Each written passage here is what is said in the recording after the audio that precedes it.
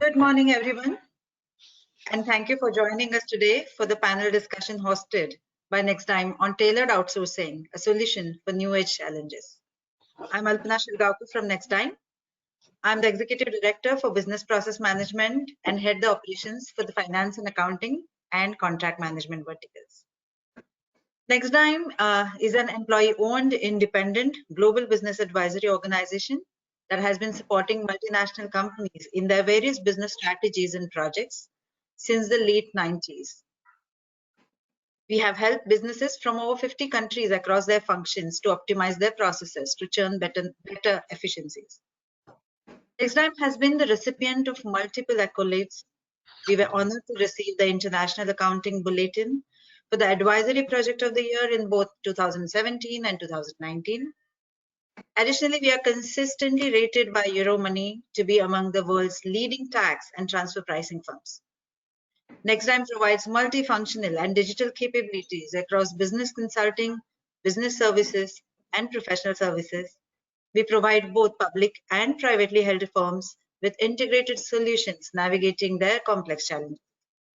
We are industry agnostic and work with a vast array of businesses: industrial, banking, private equity, telecommunication, food processing, aviation, etc. This webinar is focused more towards the business process management and how it is shaping the new normal to become the better normal. With this, I now introduce our moderator for the panel discussion, Sukanya Roy. Sukanya is the India head of GCC and BPM at NASSCOM. Her focus is to make India into the strongest ecosystem for capability centers globally. She brings in more than 16 years of experience in consulting and strategy, especially helping companies design and execute their globalization strategy to tap onto the global talent, innovation ecosystem, and build a highly agile and efficient organization. Thank you, and over to you, Sukanya. Thank you, Alpana. Thanks for the warm welcome and the introduction.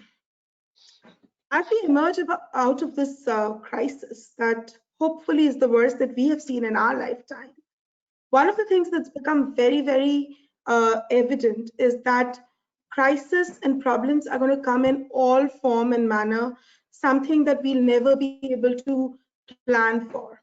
All we can look at is very carefully assess our organization to ensure there is resiliency, there is anti-fragility, and there is capability to bounce back no matter what the challenges.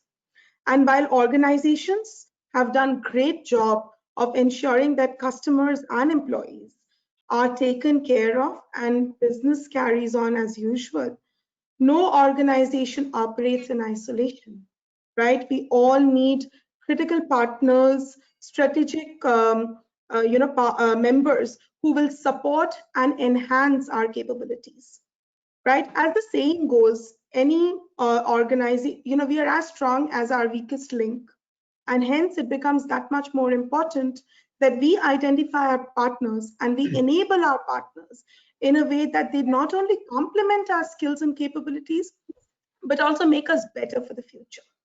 That's exactly the topic that we are going to dive into today.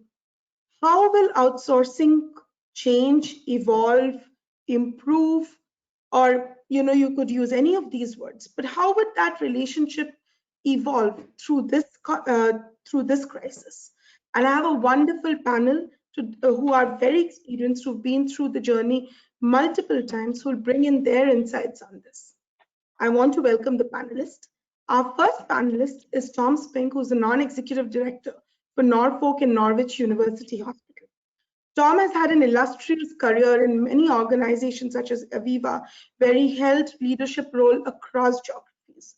In one of his leadership roles, Tom was the global procurement director for all IT, BPO, IT spend services, and led some of the thought process in terms of how these operations are going to be managed across the organization.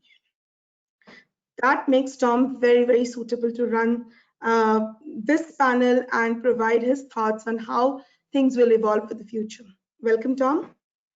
Our next panelist is Sandy Khanna, who is the Managing Director for Global Business Services. Sandy has had a long career with organizations like PwC and IBM, where he's led business process outsourcing at a global scale. He has significant experience in leading, generating, closing, and delivering transformational deals, which bring transformation at an enterprise level.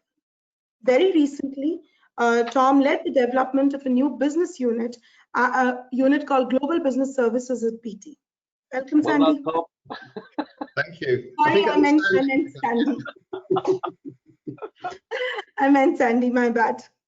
Our third panelist is Karthik Nagarajan, who's the Managing Director for Operations and Sales and Business Process Management, Analytics, and Supply Chain at Nexdigm.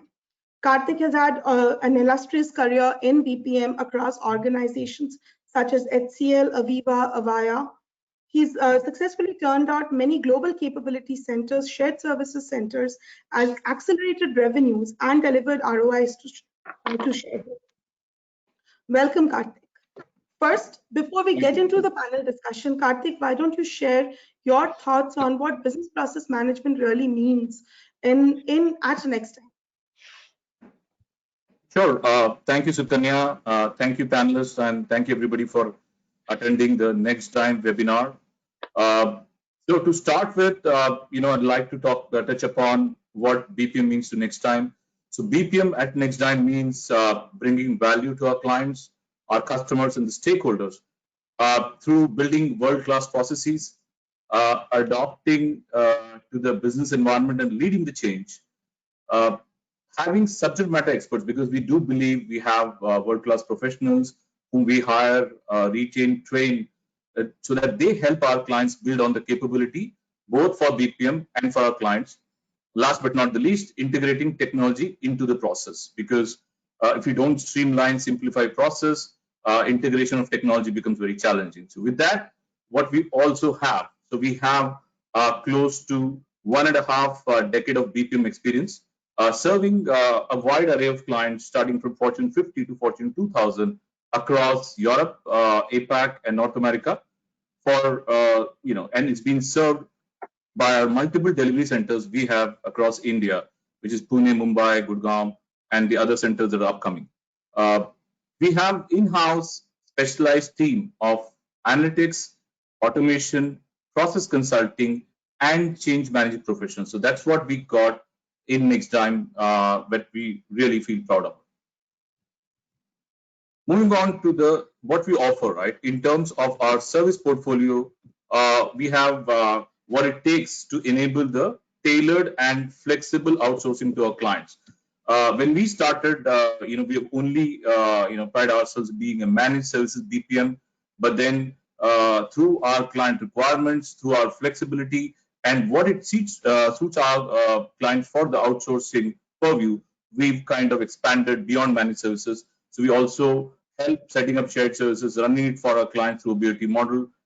We do have process consultants who help outsourcing possible. And last but not the least, we have an array of team of data management, data engineers, reporting, and analytics capability. So these are the broad 4 areas that we cater to our clients in enabling tailored and flexible outsourcing to our clients. Now comes what is very important for each one of us, and especially our clients, is value addition. Our value addition to our clients are primarily delivered through smart metrics.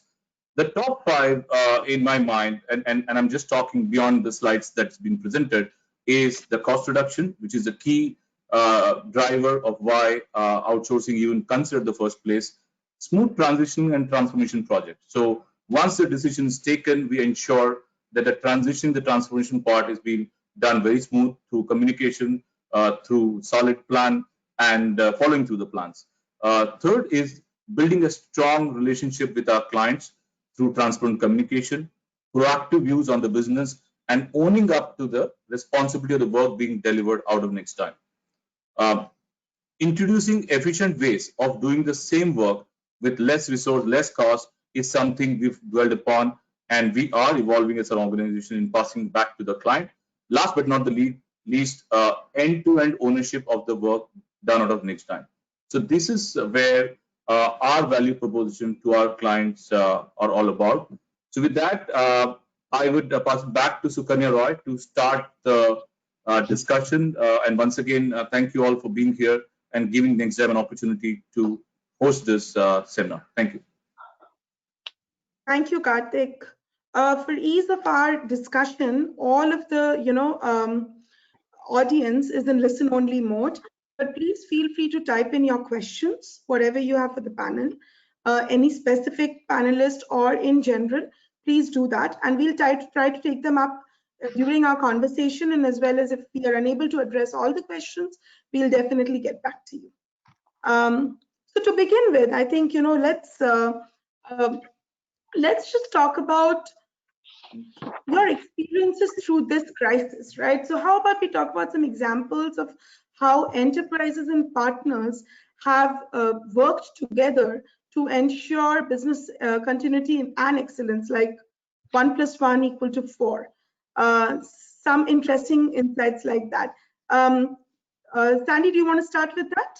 Sure, and I think 1 + 1 = 4 is the level of my accounting prowess nowadays, so probably makes a lot of sense, Sukanya, to hear you introduce it that way. Well, you know, there's lots of, and I'm sure everyone's got lots of anecdotes and experiences, but I think there are sort of 3 or 4 overarching things that kind of emerged from my perspective. And I guess the most, I'll end with the most important in a moment, but things that normally would take, you know, a bloody long time, months often to make happen, happened really quickly.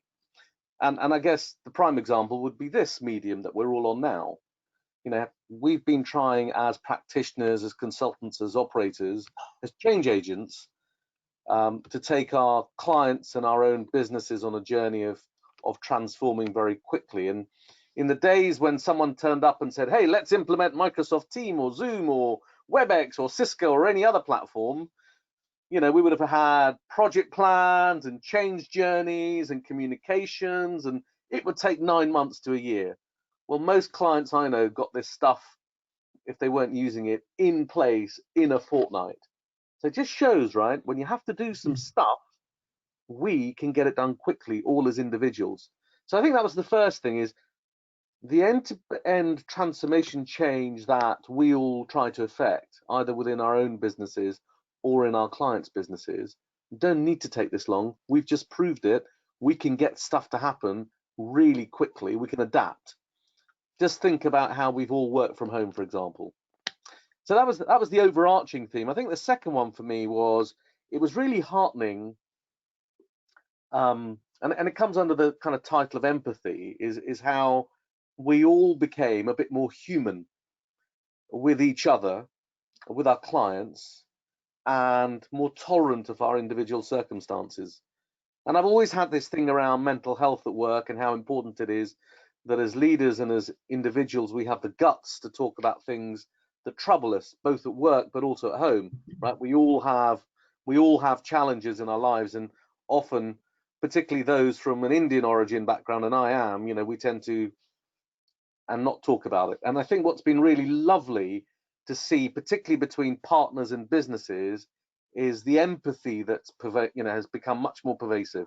Not only are we used to having our kids in the background, in my case, our parents, because I have an elderly mother, but you know, the number of cats and dogs I've seen run across the screen during calls has been really quite fabulous. And I think linked to that, just coming up with a concrete example, organizations, service providers, and this applies across the board to the BPO industry, whether it's IBM or Accenture or others, Genpact, just keep going, all of them, how brilliant they've been at making sure that their clients' businesses and service delivery continues. It's not just about providing connectivity and laptops from home, but desks and chairs and infrastructure support, all of that stuff that we take for granted in our lives. When you're running a 10,000 man or a 20,000 man delivery business, just imagine the logistical challenge of getting everyone safe and comfortable and working from home. I've even seen examples of organizations dishing out brand new iPhones to their employees who work at home to make sure they've got good voice as well as broadband connectivity. So lots of examples there, Sukanya. I better shut up or it'll be all about my voice again. No, Tom, did you want to add to that at all?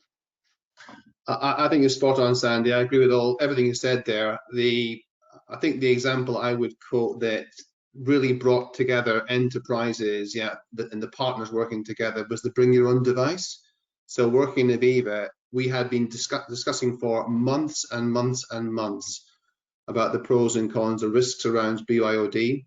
When COVID kicked in, absolutely, infrastructure put in place, laptops in place, but we still left with a gap. So to protect the end customer, protect our key business processes, both partners or sides of the partnership worked incredibly hard to get those things proved, tested, and then actually implemented. In the space of weeks. Like 2 weeks, I think it was, as you say. And that just sped the whole thing up. And the additional benefits of the stronger relationship shouldn't go unnoticed. There's lots of spin-off benefits we can then latch onto. So in my mind, the key thing is we don't lose that way of working. That's really, really important to I think, to all of us. So one of the BPM companies that I was speaking to, they gave me an actual example that they implemented an app for a customer within a week, and they had done something similar last year, which took them 5 weeks. So that's the kind of, change. And this was a very similar thing that was done more as a planned release for another customer and got done as a, something that was needed to get business done here. Karthik, any examples from your end of anything interesting that you've done with a customer which was different from usual? Karthik, you're on mute. Yeah, thank you. Thank you, Sukanya, for pointing it out. So many interesting things happened, right? So first, the COVID situation, it didn't give us many options, right? So all along, we've been talking about collaboration between the departments, a very good relationship between our vendors and our clients. And COVID actually forced us to be in that situation. So if we could collaborate with our vendors, if we didn't work as one team, one Nexdigm, I cannot imagine within 3 days, 1,200 of our employees are working from home. And just imagine the logistic mayhem that we have to go through to ensure there is no business disruption. So that's one. Second, and one interesting case study that came by was while most of the clients were grappling, some of them were hit by volumes, revenues, etc. There was this one client, for good reasons, his volume, the business volume kept growing, and we were not even prepared. So what do we do? So there are a couple of things we had to do quickly. We have to actually train some of the clients who are not used to doing processing for the last 10 years because they gave business to us. So I said, client, we need your help, and why don't you also start pitching it? And that happened because clients very well knew overnight we don't have a BCP kind of a scenario of this kind of a volume size. So it kept growing and growing. Second, we had to redo the process in such a way that wherever there is a low-end work, we would ask the customer for self-help. So we created the FAQ and the self-help. We reached out to the customer to say, these are the top 10 things that you might need. If this is a thing, this is a link, why don't you? And this is and give us a feedback. So I think that literally helped. This on top of us, working in different shifts. Because for Nexdigm, most of the thing we kind of we hire high-end technical people, be it chartered CPAs, data scientists, and normally putting them through shift is itself a change, right? But some of the low-end DPOs do that. But for high-end people, it's not that, it's a cultural change for them to work on shifts beyond a point. So we had to literally seek for the help to say, guys, if we kind of work on where we get the peak volumes, will be beneficial for us and to the client. And today we got a breathing space of 3 months. We not only hired for the new work, but we also onboarded work from home through COVID situation. So it's a very different kind of experience for us to do this in COVID, wherein we are hiring remote. We just got to see the person through video with a leap of faith, and we just have that up and running. So I think overall, what happened, Sukanya and Sally, I'll kind of definitely wait for your comments though, is the trust that the partner has reposed during COVID time is immaculate. I think that's the start. Yeah. And when the customers start trusting you, I can tell you the vendors or the partners, we go a long way. We really want to give it as a value back to the customer, but the start is trust. And COVID has actually forced the customers to trust us more than ever before. And Kartik, I was just going to add an Yeah. anecdote to your example about people going to extraordinary lengths. I think an example, and I won't mention the organization, but this is both a captive and an outsourced provider. Okay. Particularly in the outsourced provider world, where literally a couple of hundred staff slept in the delivery center for 4 weeks, didn't go home to see their families. They stayed in the delivery site under lock and key during lockdown to make sure service continued to be delivered to their clients. I mean, bloody hell, right? That's just, Yeah. talk about trust and talk about going the extra mile. Absolutely fabulous to see. Yeah, absolutely. And I'm I mean, sure. I heard about an example of a lady who, in the lockdown, because there was no internet connectivity where she landed up being, she drove down, got some passes, drove down 80 kilometers in India, we say kilometers, and downloaded all the files that she needed, came back that night so that for the next 1 month she could work remotely, instead of just saying, well, I don't have access, I can't do that. So I think individuals and the social capital that companies have built with those employees, I think that has seen through organizations through this crisis. I do completely agree. Let's move on as well. I was just thinking about, we could talk about this forever, but yes, superhuman effort. Yeah. Sure. So the next thing I wanted to discuss is, I do see this point as in the COVID crisis, an inflection point in the industry. I do see that many things that will change, and those changes are going to be sustainable. Some things I'm sure will reverse back.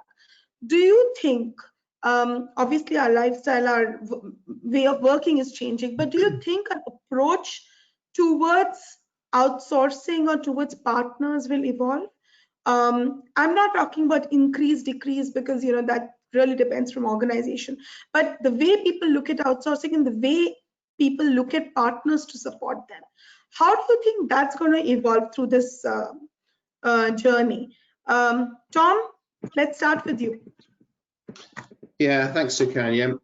I guess, yeah, my initial view would be that I'm going to see an increase, generally speaking, an increase in the amount of outsourcing or BPO, BPM, etc. And the reasons that's happening, kind of, at the high level, is certainly in the UK, we're in recession. Yeah, there's lots and lots of business now fighting to hang on to revenue, to hang on to margin, and so on. And therefore, they're going to have to continue working incredibly hard to deliver shareholder value. Now, one thing that's come loud and clear on the back of the COVID is that the productivity that one can achieve, first of all, from working from home, because there's lots and lots of people who doubted the impact of COVID and thought it had a huge negative impact on productivity. In actual fact, when you measure it, yeah, in many, many cases, gone up. Yeah, so that's taken away one key argument as to why you wouldn't then offshore stroke outsource. So I think that's been a really, really important element in terms of people's thinking inside organizations who are going to have to be driven to greater quality, much greater focus on customers in the end-to-end activity, and of course, cost that's always there. I think the second thing I'd say is that the approach around resilience. Now, I've been involved in many organizations over the last few months, yeah, who've looked at the BCP plans, and we thought they were really good. Yeah, from financial services to healthcare. In the healthcare, they had pandemic flu plans. Yeah, so expecting multiple deaths on the back of pandemic flu around the world. Yeah, they still weren't good enough. They still did not address the sorts of things we hit when COVID came upon us. So I think we've all learned a heck of a lot. And back to my earlier comment from the previous question, I think if we can hang on to that learning, yeah, and the organizations and partners who do best in that space, who really embed that learning, yeah, and work in an agile, fast-paced way to fix problems, I think that's the future. Yeah, so I'm very optimistic for much greater reliance on BPO, BPM in the future, but with partners, in genuine partners who can operate in a collaborative way. Kartik, any thoughts from your end? Do you think any of your customers are rethinking the way they engage with you? Yeah, absolutely. I think one common theme is let's say people have settled with the new normal, which is the work from home, right? Today it is 100, but even let's say once, and we all hope, right, the COVID situation is past us and we are back to our offices, etc. Even then, the customers and all of us are thinking there is a certain benefit in the cost element and in the flexibility element from a work from home perspective. Only and only if we take care of three major activity. One is the data privacy, because that's very important. That's customers' data. One has to take care of. So we need to have a plan, solid plan, uh, not only from IT but also from customers' point of view. How do we protect the data? Second, in terms of how do we have the team motivation or engagement with the new model of work. Because earlier, what used to happen, you have a bunch of folks, you can call them for a team meeting, get a pat on the back, have a casual conversation. Somebody's demotivated, you can clearly see by the eyeballs, and you can do something about it. Now, with this collaborative video conferencing tool, it is a great tool, but it's still not enough to capture human emotions and then try to ratify it. So I think that's the flip side, and we need to figure out how in the new normal we're going to take care of that, right? The human emotion, the human element. Last but not the least, how's the new process going to look like, right? I mean, in terms of certain percentage will come to office of employees, certain will not. How do you monitor their performance? How do you communicate back to the client? And how is the client going to take? So those are the three things related to work from home.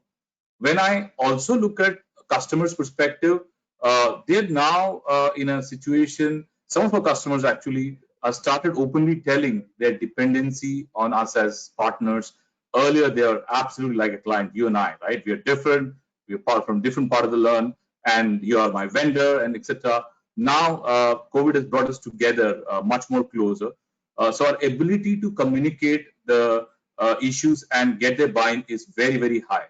And I see this is a time wherein we can have a frank conversation with the customer, especially who are thinking already of what are the other things we can outsource, and this is the time. And obviously, the returns are and will be through process simplification and technology, integrated with the process simplified. So these are the three things that I see as a changing trend. But the human element is something I don't think so anybody can say that we have an answers to. That's something that we all as business leaders are trying to think, how are we going to manage human emotions working from home if that's forever, right? I mean, we all have seen, we've locked it home. I'm pretty sure not all of us can say we are happy staying at home forever, right? So I think that element is something that we need to take care of. But I see more and more customers will start looking at opportunities to outsource. I think that's the bottom line. So net, like any relationship, a crisis makes hearts fonder. No, absolutely. At least I've seen it. Yes, definitely. Sandy, in terms of the business model or the way you're looking at partners, do you think there's going to be a shift? I think there's a resurgence in the industry. I think everyone talks about this phrase, the new normal. I don't like that phrase because I think those who've been in this industry know that we're more resilient and more able to deal with problems than many organizations who don't leverage an ecosystem of partners. But I do think it's an opportunity, and it behooves all of us. It's upon us as leaders to encourage our clients and our businesses to think about not just the vision, purpose, and strategy, not about reinforcing governance and being maniacal about controls, because that's a given, but really thinking about agility, resilience, people solution, the experience, if you will, for our customers and our employees, the UX, CX, but to use this as an opportunity to accelerate process excellence and automation and digital data and insights. I think we're better than people have given us credit for. We've proved ourselves during this period of crises, but we ought to use this as a springboard to deliver the value that we've always said we can deliver, but we've not been able to get our clients to move quickly. Got it. Okay. So that brings me to another point, like the interesting thing that you said, Karthik, that the relationship has become fonder, and that's probably because the demonstration of value has been very, very evident, right? So give me some examples, and maybe we start with Tom, of where scale is an obvious area where partners bring in a lot of advantage. But give me some examples of where partners have brought in an advantage beyond that, like areas where it would have been difficult for the enterprise to execute by themselves. I think the first thing to say is that no enterprise has got all the answers. Yeah, and it's back to Sandy's point. It does require the whole ecosystem to work together, and we have to select the ecosystem that best fits our requirements to meet our end customer objectives and stuff. So we have to make sure we do work with the right partners, and that does mean sometimes we're change partners, to make sure we have the right solutions going forward. But in terms of the value add, and not just the COVID has, I think Sandy made the point again, accelerated lots of things that were happening anyway. Yeah, I think we're seeing much greater pace of adoption and much less resistance to some of those things. But the sorts of areas where we've seen huge value being created by partners in the recent past. I mentioned productivity before. So we implemented with partners, the productivity measures in an agile world. Yeah, so historically, we've always said or been told, agile is the answer to everything. You can't measure it. Well, that's nonsense. You can measure it, and we have to be able to measure it to see how well we're performing. So we actually jointly developed with a number of partners the tools to then monitor that productivity, and that's why we know it went up during COVID, right? Against all the bets saying it would go down. So that was really important. The automation, the artificial intelligence, again, no single organization has got all the answers. We've seen that adopted, and increasingly being adopted at pace across multiple processes now. I think the other thing I say is that end-to-end view of the world, I think because there's now a greater acceptance that less change or handoffs along the way will give a better outcome, will be higher quality, better customer focused, and cheaper. Again, we're seeing partners come back to us now saying, we can do the end-to-end, and do it very effectively. I think there's more reception now at the outsourcers end to say, yes, we can do that. And the one word of caution I'd say is that in these times, multiple suppliers come and say we can do everything. They can't. So we have to be really careful on both sides of the fence not to destroy that goodwill. And where partners have those sweet spots, let's use them. Where they have the ability to extend their sweet spot, let's use that. But when it's a stretch too far, let's both sides be really clear. Yeah, that's not the answer. We'll go somewhere else. So I think that honesty has to work both ways in a positive way, and also saying that sometimes, no, that's not right. We'll go a different route. Got it. I think that'll be an interesting conversation, Tom. In our next question, I'll take a point from what you mentioned. Sandy, any thoughts from your end in terms of, or more example of something that a partner brought in that was very difficult for the enterprise to kind of get it done by themselves?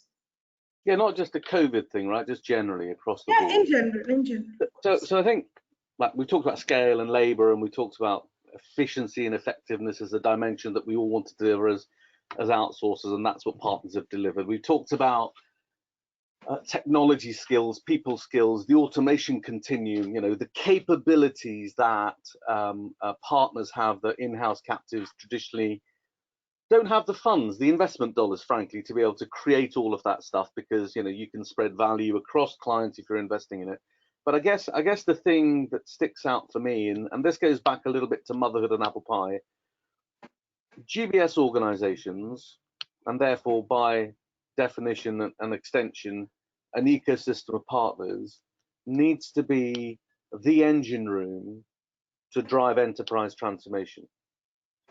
And many in-house organizations, many clients, just don't have the governance or the guts or the capability. I think guts is the key to actually, we all know what good looks like, right? This is not Elon Musk and NASA sticking something on the moon, right? That's rocket science. This is process, guys. This is like the second oldest profession. This is not hard, but we make it bloody hard.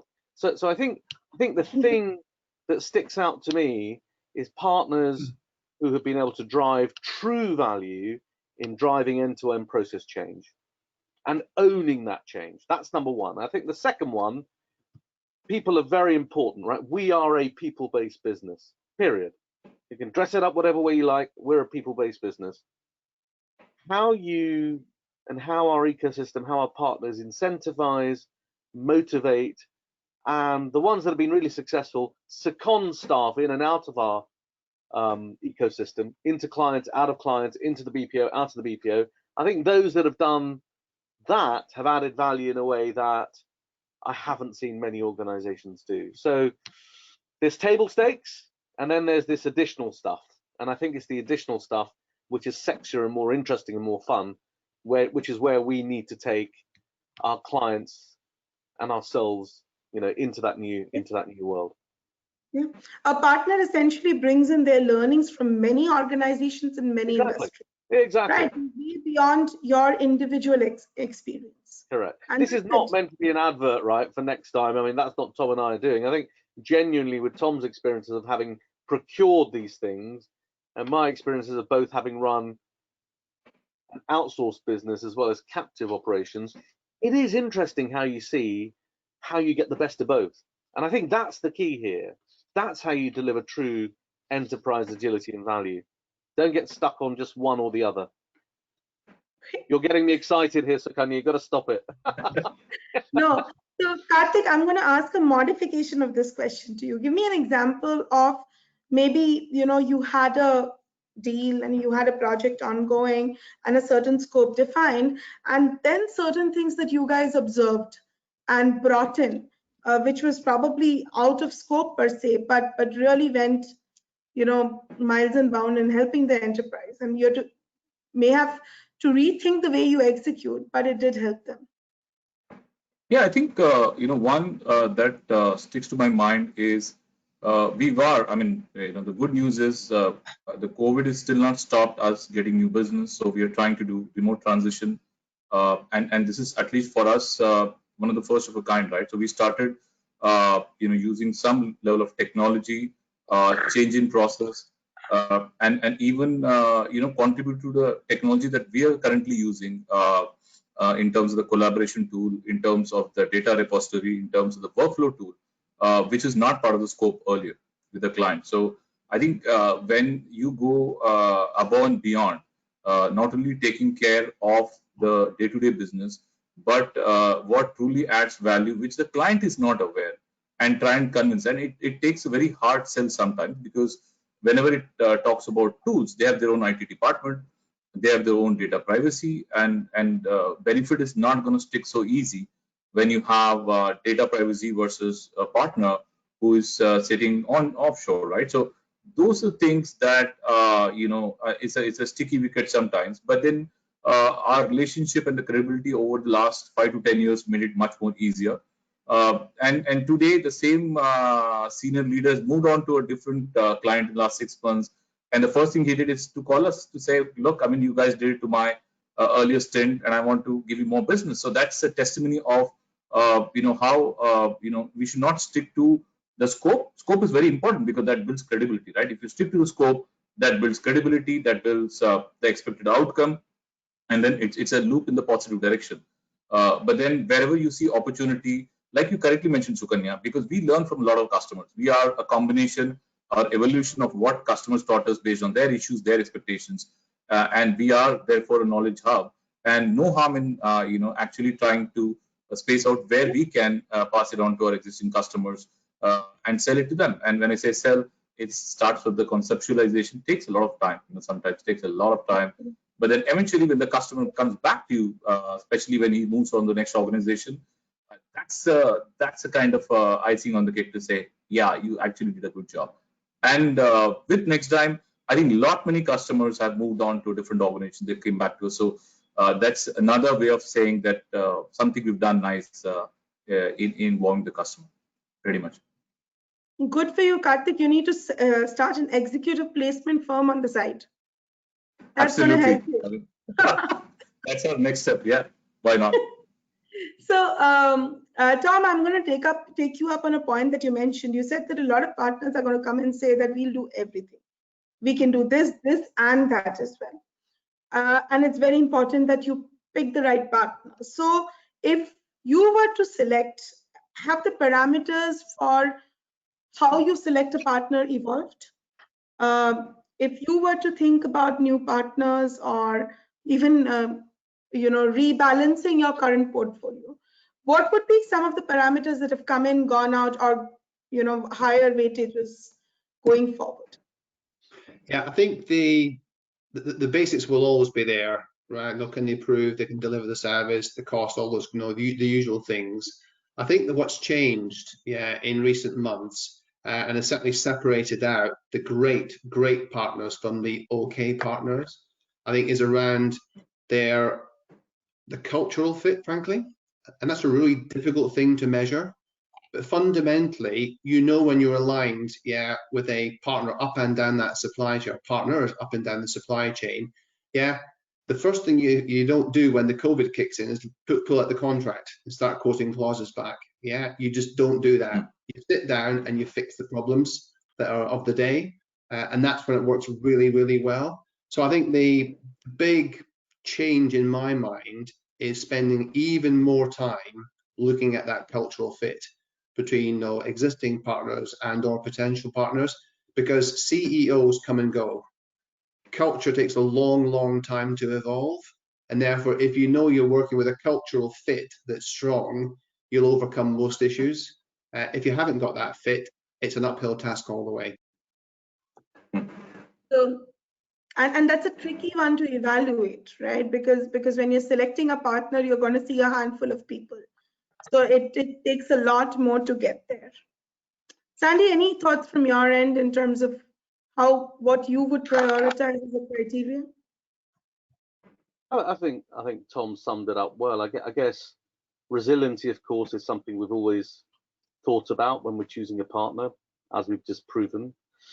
One that's hard to measure is innovation that truly delivers, right? Everyone talks about we'll drive process change, we'll drive automation, we will deliver all of that, the cream and the jam and all of that lovely stuff we're promised every day.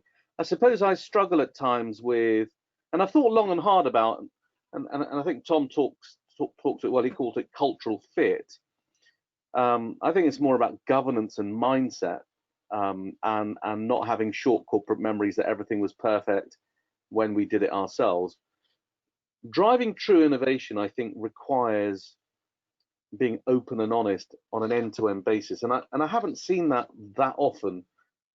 Organizations like Nexdigm and others have the privilege of working across many clients. They get to experience stuff in many organizations, many industries, and that learning gives you an insight to be able to drive innovation in a different way. Not just the experience, because you've seen it in lots of places, but why it hasn't worked. And innovation isn't just here's a new macro, or guess what, the current fad is RPA and the next one's going to be AI. It's something around true insights driven by maybe it's data, maybe it's a DNA understanding of the business, and what drives top line growth, not bottom line cost, but top line growth. How do you help me differentiate in my marketplace? And I think choosing a partner, it's that I focus on, is show me what you need from me, not what you're going to do, but what you need from me to help you be successful.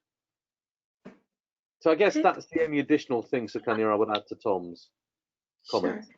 Sure. Karthik, in the last, and great that you've won some deals during this period, did you hear the conversation change? Like, were during the deal finalization process, did you hear topics that were earlier not so prominent come up?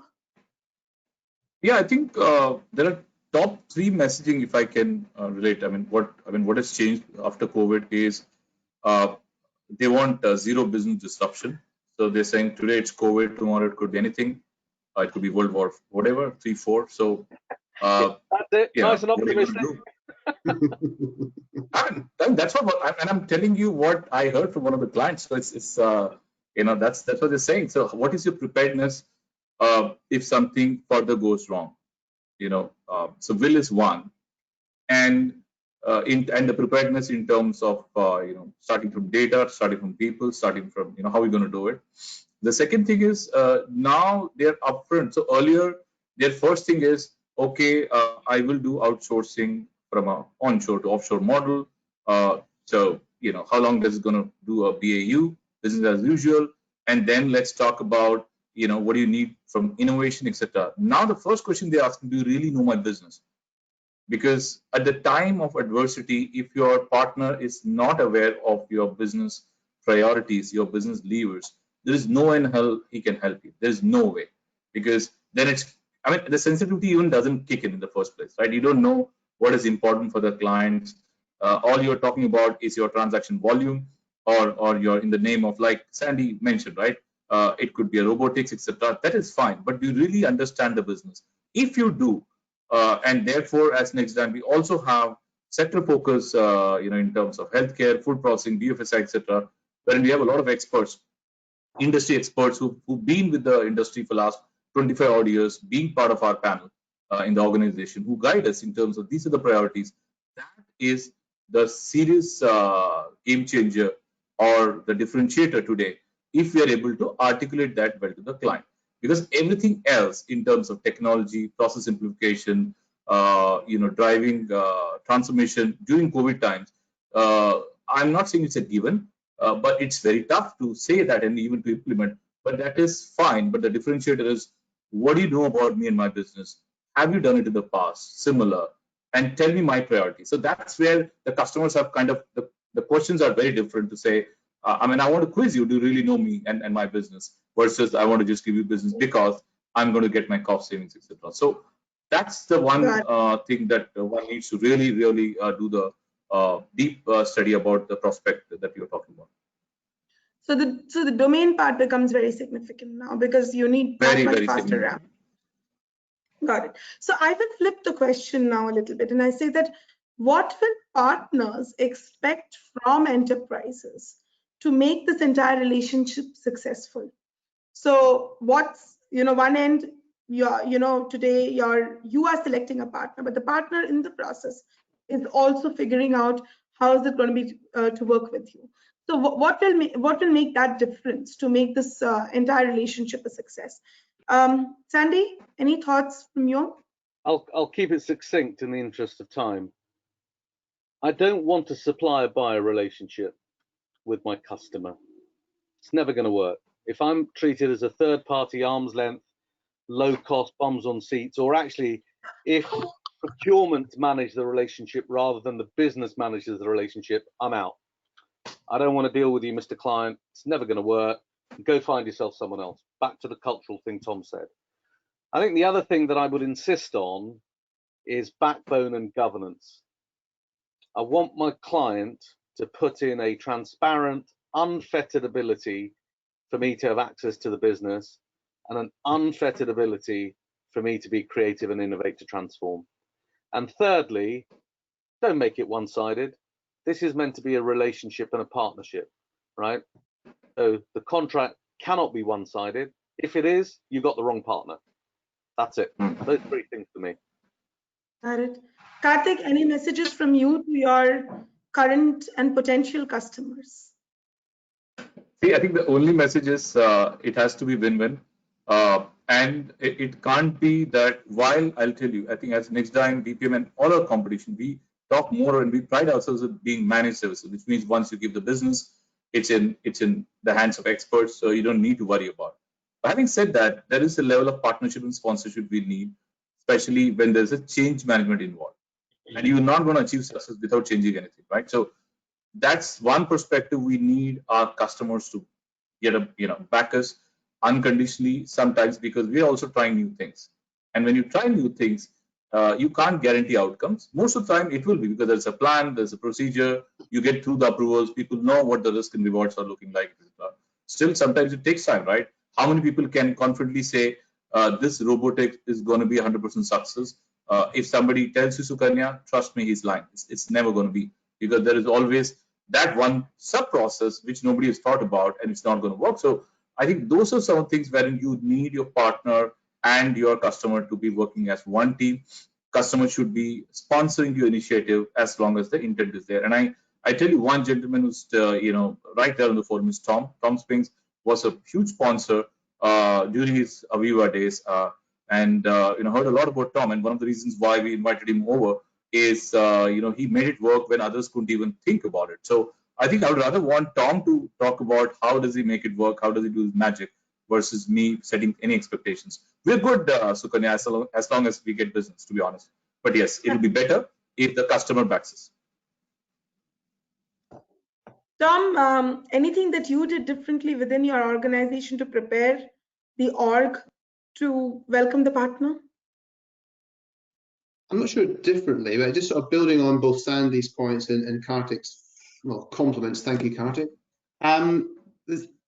At the risk of cutting procurement out of the process involving the partners, what I would say is that, in my experience, lots of organizations have a certain arrogance. I'm talking from the customer perspective, that we know what's right.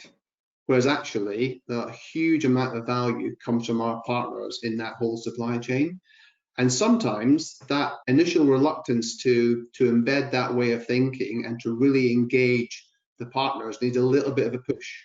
I think it's back to your point, Kartik. One thing that I've tried to all instill in my team and me personally is, when we know the answer is no X, Y, or Z, we are absolutely determined to make it work. And that means knocking over some of the internal obstacles that may get in the way and throttle this thing at birth. Therefore, it's really important that whoever, whether it's procurement or in the business or somebody else, that absolute single-minded focus on making sure this thing gets implemented and implemented effectively is absolutely critical in my experience. And when you do that right, the people who were chucking your ops at the start of the process, by the end, are massive supporters, and it all works very well. Understood. In interest of time, we're going to take one audience question, and I'll read out the question. It's a little interesting one, and I'm going to add a twist to it. So let me know who, if any of you are willing to, take up the answer. So right now we are settled in, right? Most of us started work from home, lockdown from March. We are 5 months in it. We are kind of settled. What if this period continues now for the next 1 year? Our current processes and approach, is it going to work? Or will it, at some point, it'll need a deeper relook and a change? I'm not saying forever, but let's say for at least another year, we have to continue in more or less this mode. Not the scenario that I would want, but well.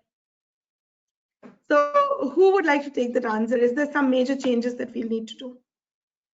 I think, Sukanya, I talked about it earlier. I think irrespective of what happens going forward, we do need to look at our operating models. And when I say we, I mean every organization, right? Whether you're a supplier, a buyer, or a 5-man business or a 50,000-man business, it's now important that we all consider whether our operating models that we've used before, during, and more importantly going forward, are fit for purpose. Because I think, do we really need all that infrastructure in real estate? How do we create a better people and talent pathway model where you are working remotely? Because you know what? People won't need to be in the office and don't need to be in the office. And we've shown we can be productive, as Tom said, but it's more around how do you create that basic hygiene around human interaction and contact. So I think irrespective, I don't know how to answer it, I don't have a crystal ball, but I absolutely implore everyone to look at the 8 pieces of the pie that make up, in my mind, an operating model, and re-examine exactly what is important for each of those attributes, whether that's the experience attribute or the automation and process attribute or the org resiliency and agility attribute, the people solution one, the most important one. I think we should relook at all of those, because I do think, even if we get a vaccine and the whole 8 billion or 10 billion or however many of us there are going to be in the next 10 years manage to take it, the next strain will come. The next thing will happen. As Kartik said, World War IV, heaven forbid. But you know what I mean, right? We just, once bitten, twice shy. So we do need to rethink. Good. And by the way, we better work out some weight loss tablets, because this is not good. I can sort of chip in a couple of things. I'm definitely going to buy that. Sorry, Tom, you were saying something. Yes, I agree with everything Sandy said there. I think it's spot on. Two things I kind of add to that, maybe emphasize. The human factor bit, absolutely. Yeah, it's very, very clear in organizations. There's sort of segments of people who love working from home, get on fantastically well, highly productive, glad to see the back of the daily commute into wherever they end up going to, both as a partner and as a customer. However, there's a whole range of people who are now struggling mentally. Their mental health is at risk or suffering because they hate it. Yeah, they need to have that social interaction. I think you'll see a gradual moving of more and more people who need greater social interaction to stay healthy. So I think whatever happens, if this thing continues the next 12, whatever months, I think we'll see a continual push to have more interaction rather than less. I think the second thing I was going to say there, what the heck was it now? Oh yeah, we're very resilient as organizations generally, and one thing COVID's done is it throws up opportunities. Yeah, and the people who are going to be successful, yeah, and the whether it's BPM, whether it's the customers, ideally the joined up thing, there's those people who can seize them and execute against it. Yeah, so there's lots and lots of downsides of COVID, but never ever forget there's lots of things that we throw up real business opportunities, yeah, that we can all benefit from. So we shouldn't get too down about these things. Agreed. Thank you, panel. That was a very interesting conversation. I think we touched upon very, very important and diverse aspects of outsourcing and, partner and enterprise relationships. I hope the audience found it interesting.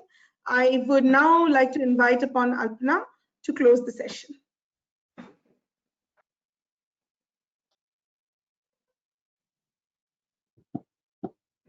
Thanks, Sukanya.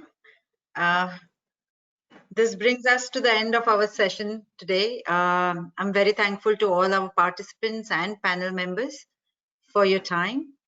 We hope that you have drawn great amount of information from this session and that it will help you understand and evaluate your strategies and make informed decisions, taking into consideration operations, deliverables, and most definitely the expectations of key stakeholders. This webinar is the first of the series of 3 webinars that we will cover critical aspects of excellence in business process management, and we look forward to you all joining our knowledge sessions in future as well. We shall keep you informed of the schedule for the next session. All our participants are welcome to connect with us at Nexdigm. On behalf of the team at Nexdigm, I thank our distinguished panelists for sharing their valuable experience and the participants for actively participating in the session to make it a success. Thank you once again, everyone, for joining in. Stay safe and stay healthy. Thank you.